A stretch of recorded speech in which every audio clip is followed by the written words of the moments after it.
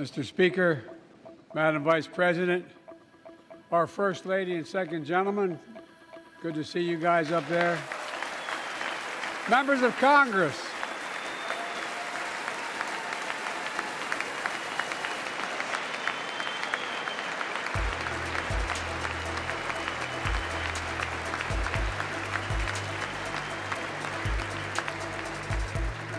by the way, Chief Justice, I may need a court order. She gets to go to the game tomorrow, next week. I have to stay home. Got to work something out here. Members of the Cabinet, leaders of our military, Chief Justice, Associate Justice, and retired Justice of the Supreme Court, and to you, my fellow Americans. You know, I start tonight by congratulating the 118th Congress and the new Speaker of the House, Kevin McCarthy.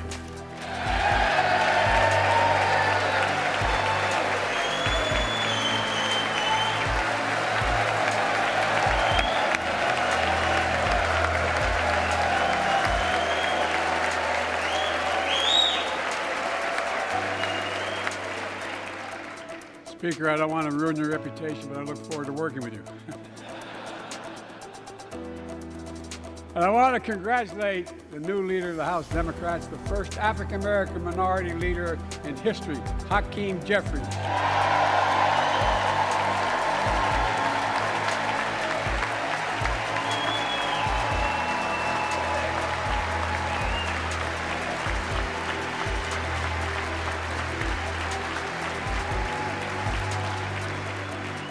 Won in spite of the fact I campaigned for him. Congratulations to the longest-serving leader in the history of the United States Senate, Mitch McConnell. Where are you, Mitch?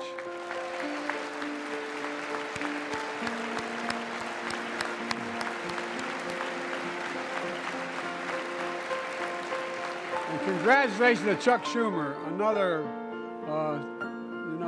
term as Senate Minority Leader. I think you. This time you have a slightly bigger majority, Mr. Leader. You're the majority leader. About that much bigger? Yeah. Well, I tell you what. I want to give special recognition to someone who I think is going to be considered the greatest speaker in the history of the House of Representatives, Nancy Pelosi.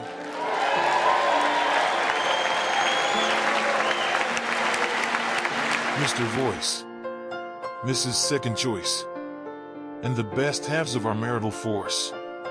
The great American group, delegates of our melting pot soup, top dogs of every troop, Mr. Primary Judge, secondary judges, and other supreme judges who've left careers without grudges, and to the carriers of the voice via vote, with a lot of heart and a whole lot of hope.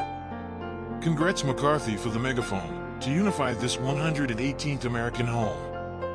I'm eager to hear your cares and concerns for our American peer. Hats off to Hakeem, the first black and foremost minority leader of the Dems' dream. Mitch McConnell, good on you. Age is just a number, but you have the clue.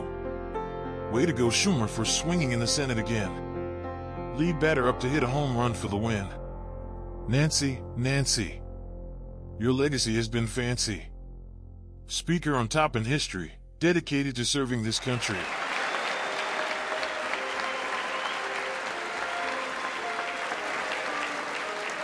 Folks, the story of America is a story of progress and resilience, of always moving forward, of never, ever giving up.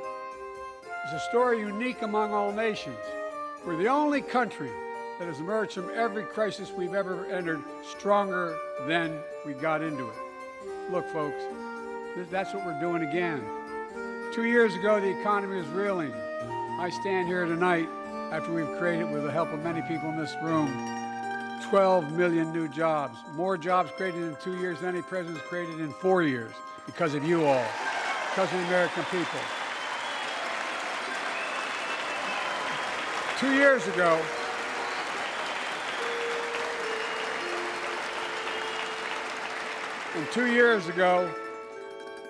COVID had shut down, our businesses were closed, our schools were robbed of so much. And today, COVID no longer controls our lives. And 2 years ago, democracy faced its greatest threat to the Civil War. And today, though bruised, our democracy remains unbowed and unbroken.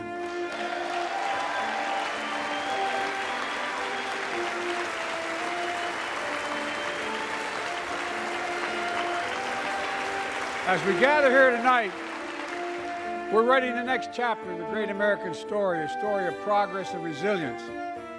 When world leaders ask me to define America, and they do, believe it or not, like I said, I can define it in one word, and I mean this: possibilities. We don't think anything is beyond our capacity. Everything is a possibility. You know, we're often told that Democrats and Republicans can't work together. But over the past 2 years, we've proved the cynics and naysayers wrong. Yes, we disagreed plenty. And yes, there were times when Democrats went alone. But time and again, Democrats and Republicans came together to defend a stronger and safer Europe. We came together to pass once in a generation infrastructure law, building bridges connecting our nation and our people. We came together to pass the most significant law ever, helping victims exposed to toxic burn pits. And in fact,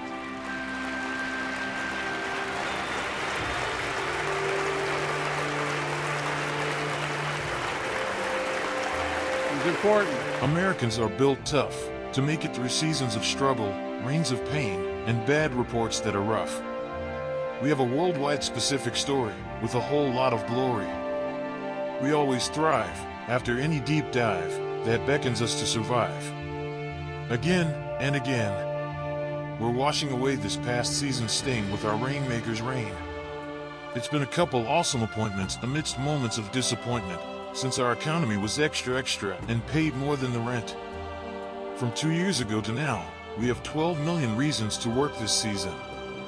That nasty COVID strain gave Americans a whole lot of pain. Now, COVID's dismissed, out of order, and a little less dangerous within our border. A couple moments passed, our democracy was going round for round, and still hanging around in the last. Though we've taken a few hits, we're still standing and out of the pits. On to the next chapter, we're turning the page of possibilities, with rekindled memories about overcoming hostilities, for greater American stories. They say that Dems and Reps cannot be all they should be to agree to disagree. Watch out, because we're rising to the occasion, to work it all out without hesitation. You're right, we were too unfocused to relinquish our back-and-forth fight. Now, there's a steady flow of cooperation, on behalf of this United States of America Corporation. Beyond the shining sea, we did what it took to answer a European plea. Now, we're building bridges and closing divides so that generational advancements don't subside. Now, we protect vets, who rolled out our military agenda like a sturdy tire while on the front lines under toxic fire. Bipartisan pieces of legislation since becoming president. From reauthorizing the Violence Against Women Act, the Electoral Count Reform Act, the Respect for Marriage Act that protects the right to marry the person you love, and to my Republican friends, if we could work together in the last Congress, there's no reason we can't work together and find consensus on important things in this Congress as well. I think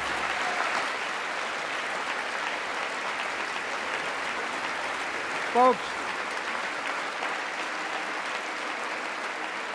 you all are as informed as I am, but I think the people sent us a clear message. Fighting for the sake of fighting, power for the sake of power, conflict for the sake of conflict gets us nowhere. That's always been my vision of our country, and I know it's many of yours. To restore the soul of this nation, to rebuild the backbone of America, America's middle class, and to unite the country. We've been sent here to finish the job, in my view. For decades, the middle class has been hollowed out in more than, and not no one administration, but for a long time. Too many good-paying manufacturing jobs move overseas. Factories closed down. Once thriving cities and towns that many of you represent became shadows of what they used to be. And along the way, something else we lost: pride, our sense of self-worth. I ran for president to fundamentally change things, to make sure our economy works for everyone, so we can all feel that pride in what we do. To build an economy from the bottom up and the middle out, not from the top down. Because when the middle class does well, the poor have a ladder up, and the wealthy still do very well. We all do well. We had to act to enact special considerations for civil rights of women, voters, and couples to stay intact. In Congress, let's have more of that hope and harmony song that says if advancing America is right, then how can working together be wrong? Who's the biggest or best doesn't help Americans rest. Our fights to always be right only elevates American fright. They say teamwork makes the dream work. That's what I see in unity. 'Tis of thee, in America, a beautiful country. To strengthen America that was wore down. To foster a smile from a frown. To embolden the foundation of our American entity. To motivate the middle class in its entirety. To bring all together, like birds of a feather. No clowning, no joking, and no fun. We're here to do it right until it gets done. From decade to decade, the middle class has managed to remain stuck in the red. Manufacturing has maneuvered overseas, while hometown factories dissipated with down-and-out decrees. Intra- and interstate locals lost their image and esteem, bent out of shape by a broken American dream. Where's the glory in our story? That which brought about a booming confidence. The self-worth that swelled and swayed to help us go the distance. As president, I want to overhaul and rev the economy's engines, so Central Park has fewer people sleeping with the pigeons. I want all those with goals to fulfill their dreams on the repeat and receive a hand-up handshake during meet and greets. Subscribe and stay tuned for more episodes from this video series.